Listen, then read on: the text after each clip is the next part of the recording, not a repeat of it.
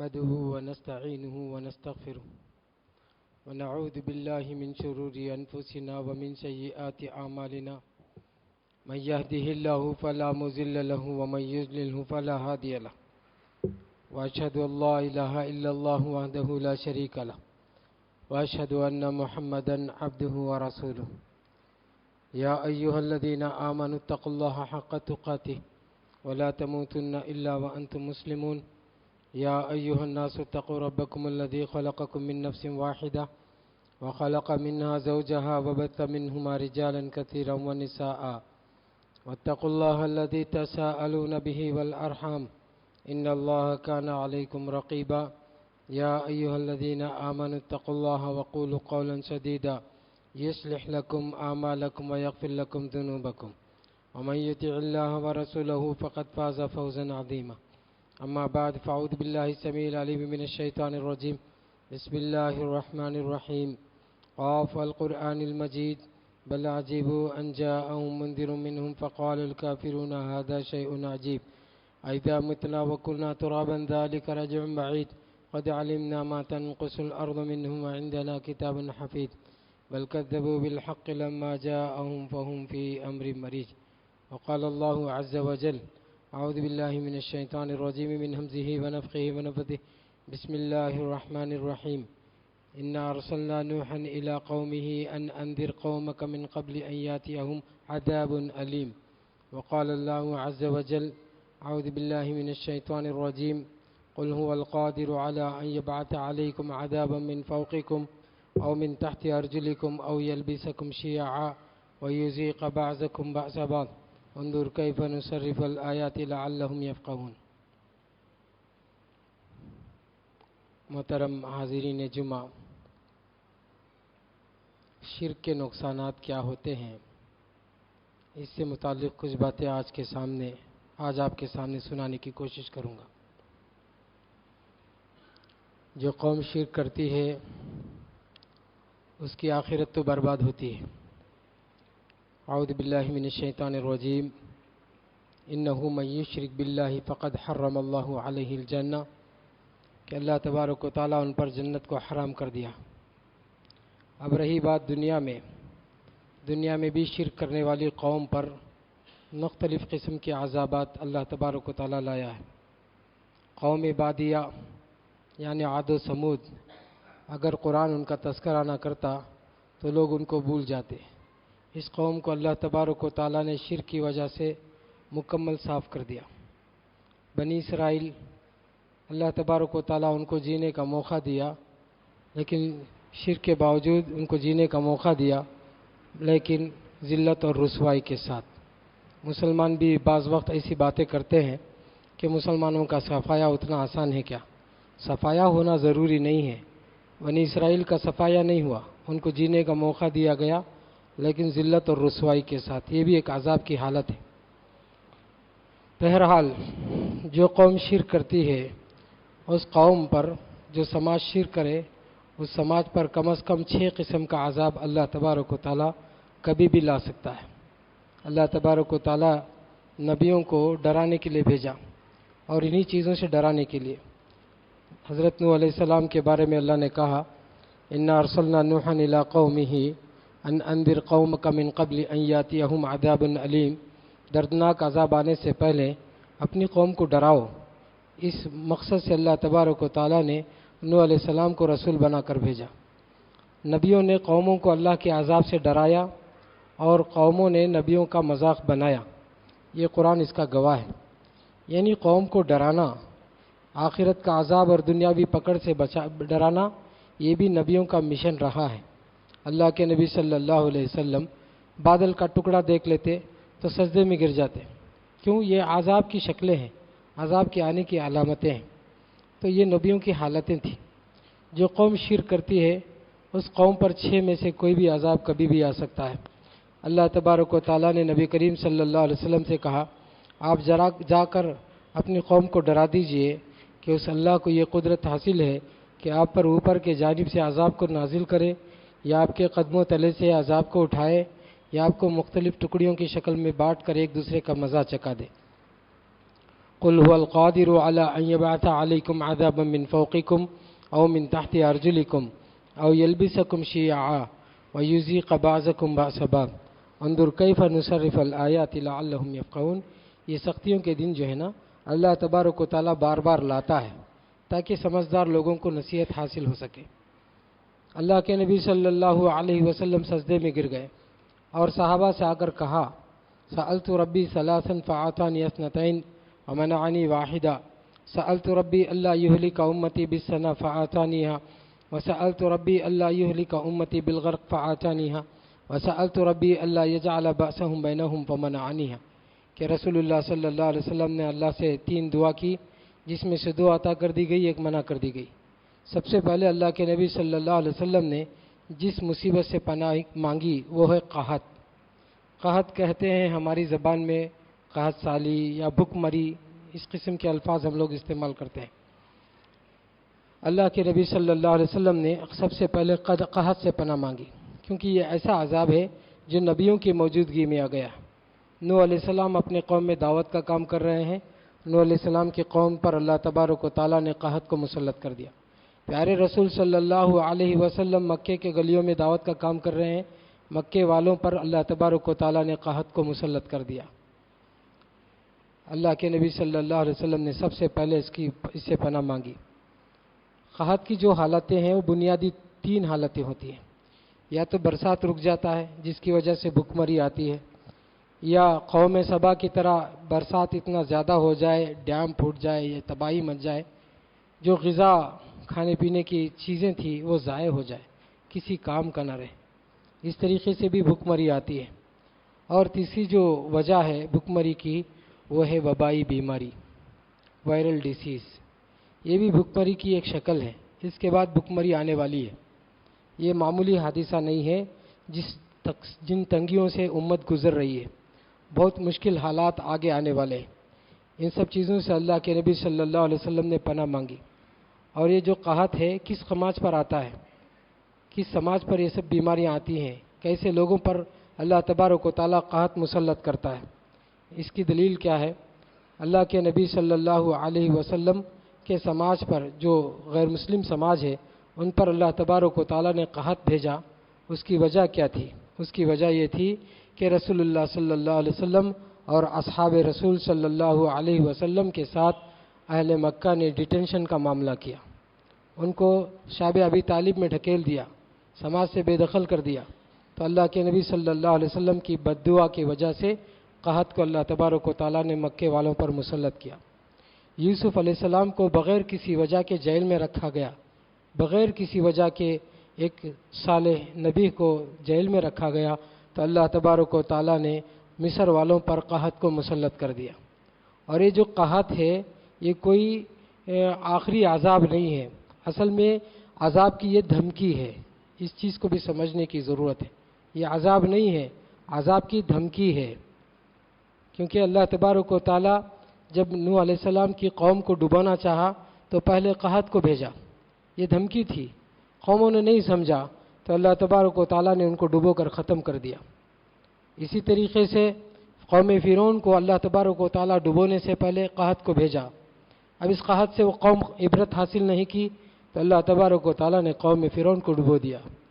اعدائے دشمن اللہ کے نبی صلی اللہ علیہ وسلم کے سر فہرست رہنے والے دشمنوں کی خاتمہ جو جنگ بدر میں ہوا ہے، اس جنگ بدر کے حادثے سے پہلے اللہ تبارک و تعالیٰ نے مکے والوں پر قحط بھیجا۔ گویا یہ قحط اصل میں حقیقت میں عذاب نہیں ہے، عذاب کی دھمکی ہے۔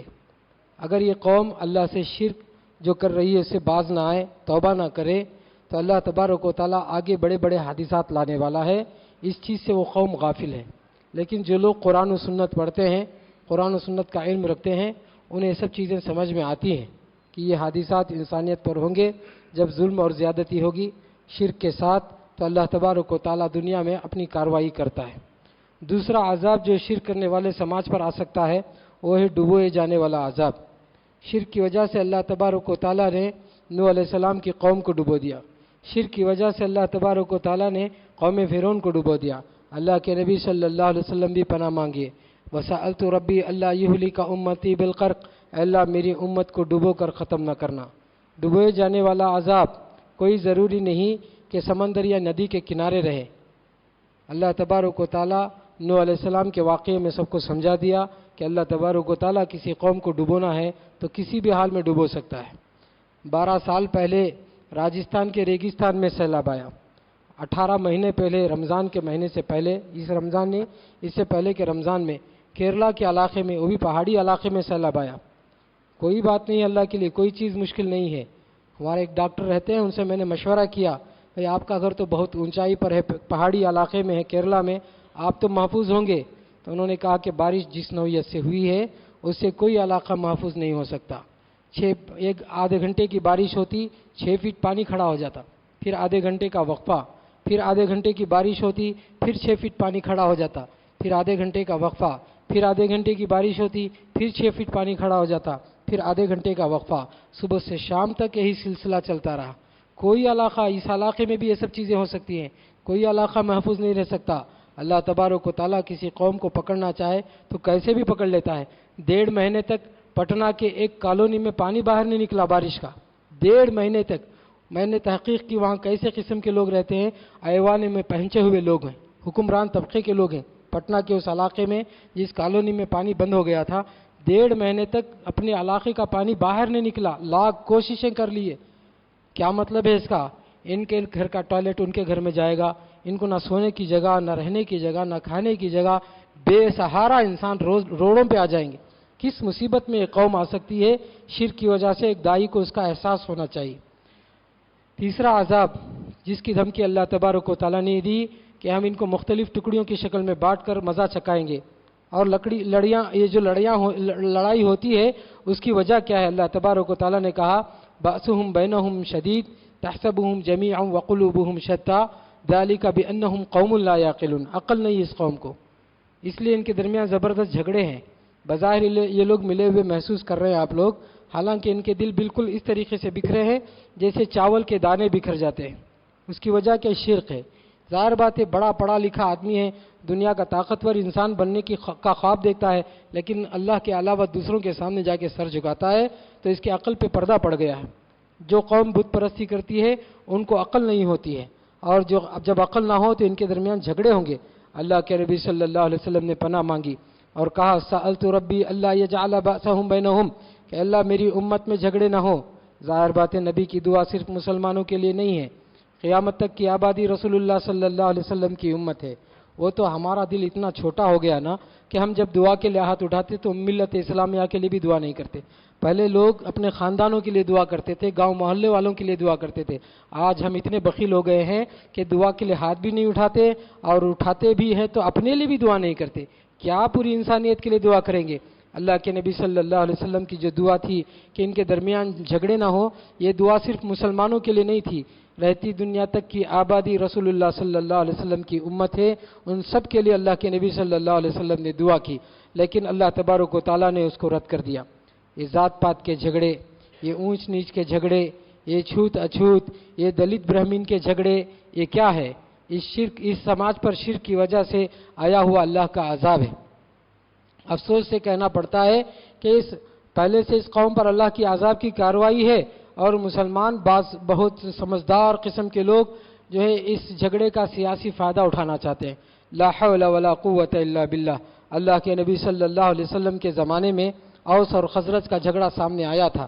اوس اور خزرج کا جھگڑا ایسا تھا کہ رسول اللہ صلی اللہ علیہ وسلم اگر اس میں دلچسپی لیتے تو کفار مکہ کے دانت جو ہے کھٹے کر سکتے تھے، لیکن اللہ کے نبی صلی اللہ علیہ وسلم نے کہا کہ جھگڑے سے اچھا حل میرے پاس موجود ہے۔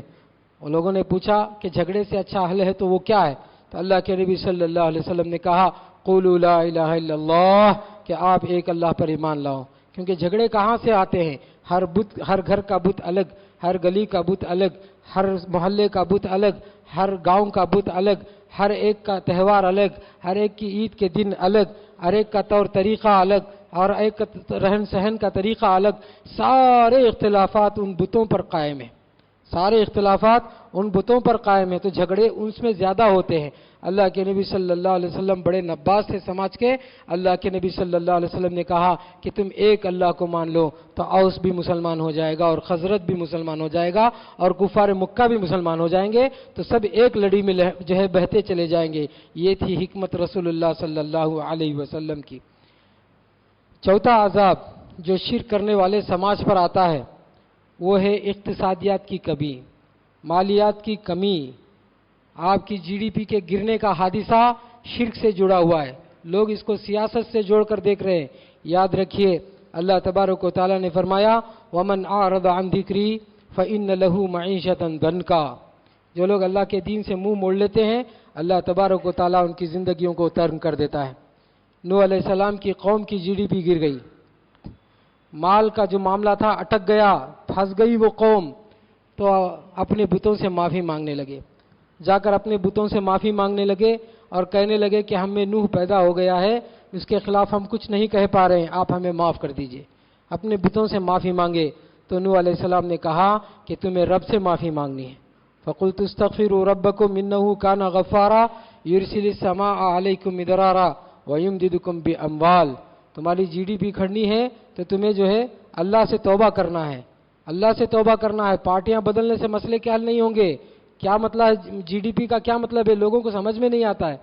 اگر کسی کا ٹرن اوور، بس مختصر سمجھانے کے لیے دو مثال دیتا ہوں، اگر کسی کا ٹرن اوور مہینے میں 1 لاکھ کا ہے تو وہ 25% لاس میں جائے گا، رکے گا نہیں، 25% لاس میں جائے گا، نقصان میں جائے گا۔ اس کو بولتے ہیں جی ڈی پی کا گرنا۔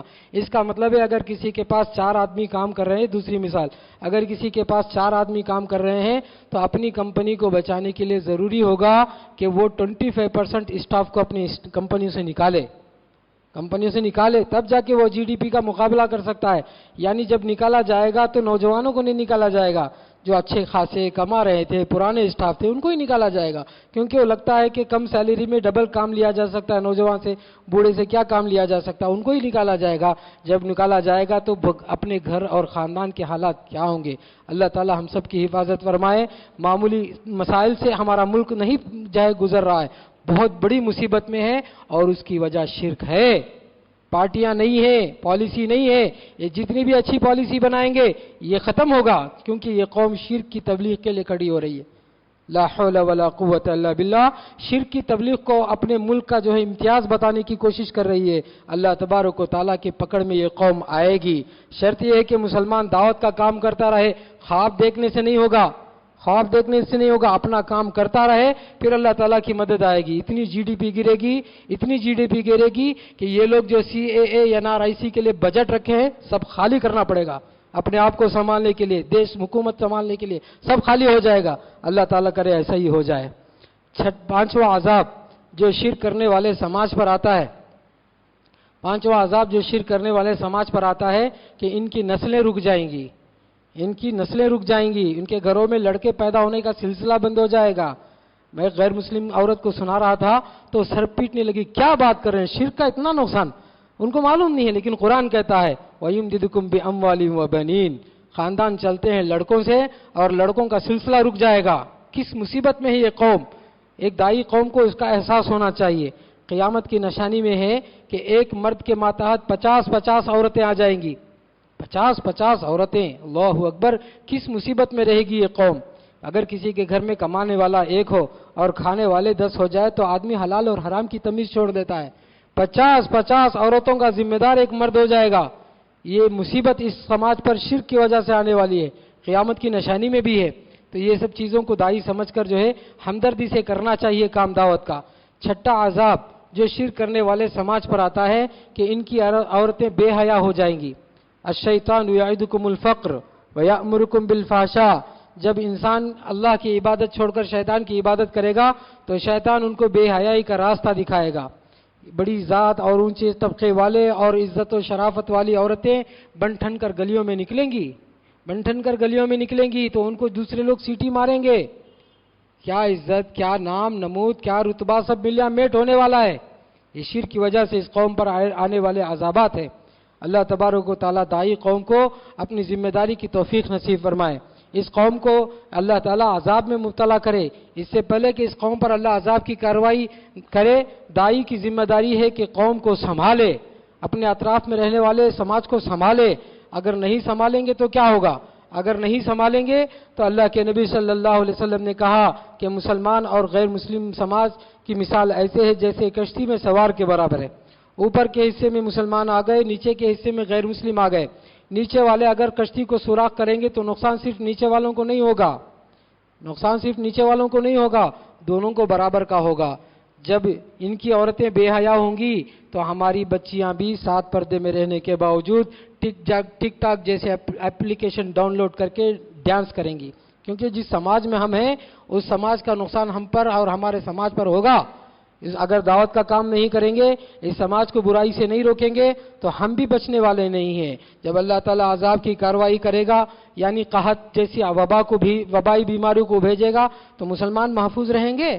ایسا کوئی ضروری نہیں ہے، بلکہ حدیث میں آتا ہے، بخاری کی روایت ہے، جنگ تبوک کے موقع پر اللہ کے نبی صلی اللہ علیہ وسلم نے کہا کہ یہ حادثات جو کثرت اموات کا ہے اس میں مسلمان زیادہ ملوث ہوں گے۔ اللہ کے نبی صلی اللہ علیہ وسلم نے فرمایا، عودت ستن، 6 باتوں کو یاد رکھو، اور رسول اللہ صلی اللہ علیہ وسلم کی باتوں کو پس منظر میں سمجھا جاتا ہے۔ مکے میں جو باتیں ہوتی ہیں اس کا ایک پس منظر ہوتا ہے، مدینے میں جب باتیں ہوتی ہیں اس کا ایک پس منظر ہوتا ہے، جنگ کے میدان میں جب باتیں ہوتی ہیں اس کا ایک پس منظر ہوتا ہے، یہودیوں سے متعلق جب باتیں ہوتی ہیں اس کا ایک پس منظر ہوتا ہے۔ جنگ تبوک اسی پس منظر میں دیکھا جائے تو جنگ تبوک اصل میں سپر پاور جو قیصر روم ہے اس سے ٹکراؤ کے زمانے کی بات ہے، اس سے ٹکراؤ کے زمانے کی بات ہے۔ سپر پاور سے ٹکرا کر رسول اللہ صلی اللہ علیہ وسلم لوٹ رہے ہیں، اس وقت جو بھی باتیں بولیں گے وہ انٹرنیشنل ایشو ہو جائے گا، یعنی کیونکہ سپر پاور سے ٹکرانے کے وقت جو باتیں ہو رہی ہیں اس کا ایفیکٹ پورے انٹرنیشنل لیول میں اس کا ہوتا ہے۔ جنگ تبوک اسی ایک پس منظر کا حادثہ ہے جس میں اللہ کے نبی صلی اللہ علیہ وسلم وقت کے سپر پاور سے ٹکرا رہے ہیں، ٹکرا کر واپس میں آتے وقت کہتے ہیں، عودت ستن، 6 باتوں کو یاد رکھو، 6 باتوں کو یاد رکھو۔ اس میں اللہ کے نبی صلی اللہ علیہ وسلم کہتے ہیں، موتی سب سے پہلا جو واقعہ ہے وہ میری وفات کا ہے، یعنی نبی کا انتقال کر جانا ظاہر بات ہے پوری دنیا کے لیے ایشو ہے، انٹرنیشنل ایشو تھے رسول اللہ صلی اللہ علیہ وسلم، پوری دنیا پر حادثہ ہے۔ اسی میں سے اللہ کے نبی صلی اللہ علیہ وسلم نے فرمایا، فتح بیت المقدس، بیت المقدس کی فتح انٹرنیشنل ایشو ہے، انٹرنیشنل ایشو ہے۔ جو قوم بھی مسجد اقصی پر قبضہ کرے گی، جو بھی بیت المقدس پر فتح حاصل کرے گی، اللہ تبارک و تعالیٰ اس کو عروج پر رکھے گا۔ یہ ہسٹری بتاتی ہے، جو قوم بھی، چاہے وہ مسلمان ہو کہ غیر مسلم، جو قوم بھی مسجد اقصی پر اور بیت المقدس پر فتح پاتی ہے، اللہ تبارک و تعالیٰ اس کو غالب قوم بنا دیتا ہے۔ اسی لیے سب جھگڑے ہیں، مسلمانوں کو نہیں معلوم کیا لگا ہے مسجد اقصی کے پیچھے پڑے ہوئے ہیں، کیا لگا ہے بیت المقدس کے پیچھے پڑے ہوئے ہیں۔ جو قوم بھی اس پر قابض ہوتی ہے خود بخود دنیا اس کو سپر پاور ماننے لگتی ہے، بظاہر نہ مانے تو معنوی طور سے ماننے لگتی ہے۔ جب عیسائی دنیا اس پر قابض کی تھی تو پوری دنیا جو ہے عیسائیت کو جو ہے، عیسائی قوم کو جو ہے بڑی طاقت ماننے لگی۔ جب مسلمان اس پر قابض ہوئے تو پھر پوری دنیا میں مسلمانوں کی تو جو ہے توتی بولی جاتی تھی۔ اب یہودیوں کا قبضہ ہو گیا تو پوری دنیا میں اس کی تعریف کی جاتی ہے۔ یہ اس کا سائنس ہے، بیت المقدس کا سائنس یہ ہے، جو قوم اس پر قبضہ کرتی ہے انٹرنیشنل طور پر اس کو شہرت ملتی ہے، اس کے بڑے بننے کو پوری دنیا مان لیتی ہے۔ جیسے کعبۃ اللہ پر جو قوم قابض ہوتی تھی پورے عرب کے لوگ مانتے تھے کہ یہ حق پر ہیں، یہی کچھ معاملہ بیت المقدس کے ساتھ بھی جڑا ہوا ہے۔ تو آج جو ہے اس کو چھپانے کے لیے جو ہے بہت بڑی بڑی طاقتیں لکھ کر دے رہے ہیں کہ تم رکھ لو، دوسرے طریقے سے تیسرے طریقے سے لکھ کر دے رہے ہیں۔ اس کو چھپانے کے لیے کورونا کی ہوا کو بھی کھڑا کر دیے ہیں، لوگ بھول جا رہے ہیں اور حقیقت کچھ دوسرا چل رہا ہے۔ یاد رکھیے اللہ تعالیٰ کسی چیز سے غافل نہیں ہے، اللہ تعالیٰ کسی چیز سے غافل نہیں ہے۔ اللہ کے نبی صلی اللہ علیہ وسلم نے کہا کہ 6 چیزوں کو یاد رکھو۔ اس میں سے چوتھی بات جو اللہ کے نبی صلی اللہ علیہ وسلم نے فرمائی، مواتان یأخذ فیکم کقعاص الغنم، قعاص الغنم کی طرح تم میں موت کے حادثات ہوں گے۔ قعاص الغنم کیا ہے؟ کقعاص الغنم، قعاص الغنم کیا ہے؟ بکریوں میں ایک بیماری آتی تھی جس سے بکریاں چھینکتے تھے اور چھینک کے ذریعے سے بکریاں مر جاتی تھی، چھینکوں کے ذریعے سے بکریاں جو ہے گروپ جو ہے مر جاتی تھی. اس طریقے سے انسانیت پر یہ حادثات ہوں گے. اللہ کے نبی صلی اللہ علیہ وسلم نے فرمایا اس میں جو خاص بات یہ ہے مواتان یاخذ فیکم، تم میں یہ حادثات زیادہ ہوں گے. غیر مسلم کم مریں گے، اس میں مسلمان زیادہ مریں گے. اس میں اللہ کے نبی صلی اللہ علیہ وسلم نے اشارہ کیا ہے. ظاہر بات ہے جس کشتی میں ہم سوار ہیں وہاں کوئی وبائی بیماری آئے گی تو اس میں مسلمان زیادہ مارے جائیں گے، کیونکہ مسلم کلچر مل جل کر رہنے کا کلچر ہے، الگ رہنے کا نہیں ہے، دور رہ کر بات کرنے کا کلچر نہیں ہے. اس کو کتنا بھی ڈھکیلا جائے وہ مل کر ہی رہے گا، ہاتھ ملے گا ضرور، گلے ملے گا ضرور، ایک صف میں کھڑ کر نماز پڑھے گا ضرور. آپ کتنا اس کو دھکے دے کے ہٹائیں گے، اس کا سماج ہی مل جل کر رہنا ہے. جب وبائی بیماری آئے گئی تو مل جل کر رہنے والے سماج پر زیادہ نقصان ہوگا. اس لیے یاد رکھیے، آپ کو اپنا احتیاط کرتے ہوئے اللہ پر یقین رکھیے کہ موت اور حیات اللہ کی طرف سے ہے. اگر موت ہو جاتی ہے آپ کے احتیاط کے باوجود تو آپ کے لیے شہادت کی جو ہے وعدہ ہے. اس میں اللہ تبارک و تعالیٰ شہید کا رتبہ رکھا ہے، یہ بات الگ ہے. باقی جب کسی سماج پر ہم ہیں وہاں شرک پنپ رہی ہے اور اس پر اس کی تبلیغ کی جا رہی ہے اور مسلمان خاموش ہیں تو اللہ تبارک و تعالیٰ مسلمان کو چھوڑنے والا نہیں ہے، مسلمان کو چھوڑنے والا نہیں ہے. ظاہر بات ہے جب اللہ عذاب کی کارروائی کرے گا تو وہاں کے مسلمانوں کو نہیں چھوڑے گا، وہاں کے مسلمانوں کو نہیں چھوڑے گا. جیسے اللہ کے نبی صلی اللہ علیہ وسلم نے فرمایا کہ میری امت کو ڈبونے سے محفوظ فرما، اگر غیر مسلموں کو ڈبویا جا رہا ہے تو وہاں کے مسلمانوں کو نہیں چھوڑا جائے گا. غیر مسلم سماج میں ذات پات کے جھگڑے ہیں تو مسلمان اس سے محفوظ نہیں رہ سکتے، مسلمان اس سے محفوظ نہیں رہ سکتے. ان کے جھگڑے کا نقصان ہم سب کو بھگتنا پڑے گا. اگر یہ بات سمجھ میں نہ آئے تو آج نہیں تو کل آپ کو سمجھ میں آ جائے گا. یہ ذات پات کے جھگڑے دیکھنے میں ان کے جھگڑے ہیں لیکن اس کا نقصان مسلمانوں کو اٹھانا پڑے گا. اگر میں اس پر تفصیل پر جاؤں تو غلط فہمی ہو جاتی ہے کہ یہ سیاسی موضوع ہو گیا، یہ سماجی موضوع ہے، سیاسی موضوع نہیں ہے. یہ ایک حقیقت ہے، مذہب کے نام پر ذات پات کو تھوپا جا رہا ہے، ذات پات کے نظام کو تھوپا جا رہا ہے.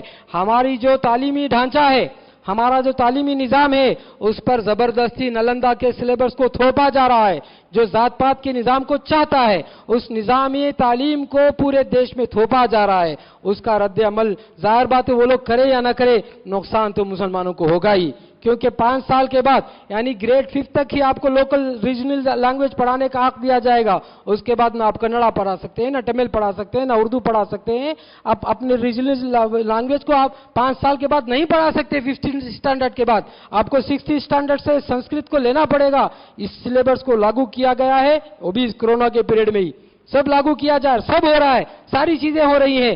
اگر ہم اس چیز کو دیکھیں تو اس سے مسلمان کا کوئی مسئلہ نہیں ہے. مسلمان تو اپنے سماج کو بچانے کے لیے مدرسے قائم کر دیے ہیں، وہ کسی دوسرے قوم کے بھیک میں نہیں جیتی. اگر بچے ہمارے بگڑنے کے چانسز ہیں تو ہمارے مسجدوں میں مکتب کا نظام اسٹرانگ ہو جائے گا. ہمارے مسجدوں میں جیسے قرآن کی تعلیم ہوگی ویسے ہمارے بچوں کو ہم ٹیوشن پڑھا دیں گے ہمارے مسجدوں میں. ہمارا کوئی مسئلہ نہیں ہے، ہم اپنے سماج کو بچا لے سکتے ہیں. لیکن غیر مسلم سماج جو SC ST کے لوگ ہیں ان لوگوں کے ساتھ بہت بڑا ظلم ہونے والا ہے، بہت بڑا ظلم ہونے والا ہے. یا تو وہ ورناشرم کے فلسفے کو مانے یا تعلیم کے ڈھانچے کو چھوڑے اور دوبارہ فقیر ہو جائے اور تعلیم سے بیکار جو ہے جاہل قوم زندگی گزارے. اس طرف یہ ملک جا رہا ہے. یہ مسلمانوں کو سمجھ میں آتا ہے، غیر مسلم سماج کو سمجھ میں نہیں آتا. ظاہر بات ہے اس کا نقصان مسلمانوں کو بھی ہوگا. ظاہر بات ہے جس کشتی میں سوار ہے اس کشتی میں سوراخ ہو تو اس کا نقصان مسلمانوں کو اٹھانا پڑے گا. اب سب کے پاس تو ہے نہیں کہ پرائیویٹ اسکول کو بھیجیں، گورنمنٹ اسکول کو بھیجیں گے ہی. گورنمنٹ تو وہی سلیبس چلایا جائے گا جس میں 12th کے بچوں کو کلچرل پروگرام کے نام سے ڈانس کروایا جائے گا اور ہماری بچیوں کو گنیش کے سامنے ناچنے پر مجبور کیا جائے گا. اگر ہمارے بچوں کو ناچنے نہیں دیا جائے گا تو تعلیم سے نکال دیا جائے گا اور کہہ دیا جائے گا کہ اگر آپ کو یہ منظور نہیں تو گھر میں بیٹھیے، جا کے جاہل بن کر زندگی گزاریے. یہ سب ہونے والا ہے. ظاہر بات ہے جس کشتی میں ہم سوار ہیں اس کشتی کو سوراخ ہو چکا ہے. اس کا نقصان صرف ان کو نہیں ہوگا، ساتھ میں رہنے والے مسلمانوں کو بھی ہوگا. اگر دعوت کی ذمہ داری کو مسلمان نہیں سمجھے گا تو خود تباہ ہو جائے گا. یاد رکھیے، نہ اپنے بچوں کو بچا سکے گا اور اپنے سماج کو کی شناخت کو باقی رکھ سکے گا. اللہ تبارک و تعالیٰ سے دعا ہے اللہ تبارک و تعالیٰ ہر ایمان والوں کو ایمانی حمیت نصیب فرمائے، اسلام کی سرخروئی کا جذبہ نصیب فرمائے، سماج میں اصلاح کی توفیق نصیب فرمائے. اٹھے ہوئے جو حالات ہیں اسے اللہ تبارک و تعالیٰ مقابلہ کرنے کی سب کو توفیق نصیب فرمائے، دعوت و تبلیغ کا جذبہ نصیب فرمائے، انسانیت کی ہمدردی کے خاطر غیر مسلموں کو دوزخ سے بچانے کی خاطر اللہ کے دین کو پہنچانے کی سب کو توفیق نصیب فرمائے۔ اللہ تبارک و تعالی ہم سب کو ثابت قدمی نصیب فرمائے اور ایسے لوگوں کا راستہ نصیب فرمائے جو لوگ اولو العزم تھے، جو لوگ اپنے راستے میں اللہ کے راستے میں استقامت کے ساتھ زندگی گزارتے تھے، ایسے لوگوں کا راستہ نصیب فرمائے، سچا دل نصیب فرمائے، سیدھا دل نصیب فرمائے، سچی زبان نصیب فرمائے، دل جو ہے صاف نصیب فرمائے، اور جب تک زندگی رہے اسلام پر باقی رکھے، وفات ہو تو کلمہ لا الہ الا اللہ کے ذریعے سے ہو، حسن عبادت میں حسن نصیب فرمائے۔ اللہ تبارک و تعالیٰ بہت سارا خیر دنیا میں رکھا ہے، خیر ختم نہیں ہوا ہے، بہت سارا خیر اللہ تبارک و تعالیٰ نے دنیا میں رکھا ہے، اس خیر کا حصہ ہمیں بھی بنائے۔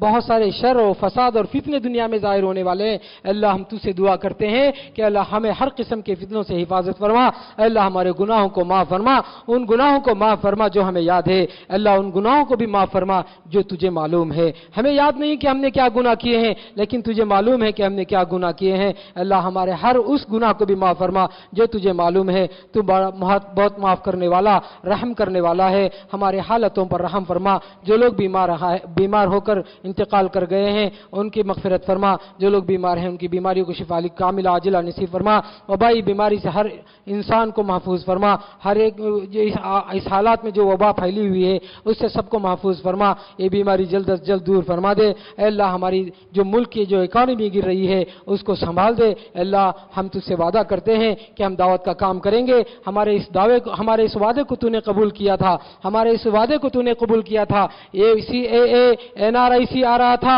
ہم لوگوں نے اللہ تجھ سے دعا کیا تھا کہ اللہ مصیبت کو ٹال دے، اس مصیبت کو ٹال دے، ہم نے دعا کی تھی تو اللہ تبارک و تعالیٰ نے کورونا کے ذریعے سے ہٹا دیا ہے، مسلمانوں کو دوبارہ موقع دے دیا کہ آپ دعوت کا کام کرو۔ یاد رکھیے مسلمانوں کو بھی سمجھنا چاہیے کہ اگر کورونا جائے گا تو CAA دوبارہ آئے گا، کورونا جائے گا تو دوبارہ وہ آنے والا ہے۔